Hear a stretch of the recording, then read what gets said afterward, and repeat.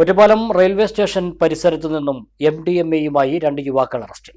East Ottapalam സ്വദേശി അനീസ, പാലപ്പുറം സ്വദേശി ഹാരിഷ് എന്നിവരാണ് പിടിയിലായത്. 23.68 ഗ്രാം MDMA ഇവരിൽ നിന്നും പിടികൂടി. വെള്ളിയാഴ്ച വൈകിട്ട് റെയിൽവേ സ്റ്റേഷൻ 1-ാം നമ്പർ പ്ലാറ്റ്ഫോമിൽ ഒറ്റപ്പാലം പോലീസ് നടത്തിയ പരിശോധനയിലാണ് MDMAയുമായി യുവാക്കൾ പിടിയിലായത്.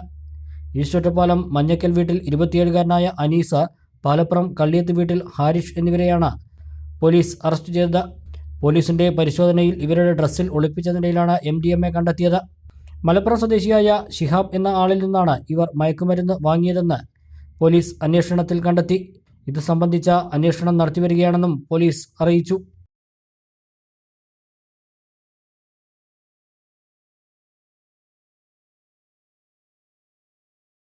പൊന്നിൽ തിളങ്ങട്ടെ പൊന്നോണം. തകർപ്പൻ ഓഫറുകളുമായി നിവ ഗോൾഡ് പൊന്നിൻ പൂക്കാലം. ഓഗസ്റ്റ് 20 മുതൽ ഒക്ടോബർ 31 വരെ. നിവ ഗോൾഡ്, ചെർപ്പുളശ്ശേരി ആൻഡ് ഒറ്റപ്പാലം.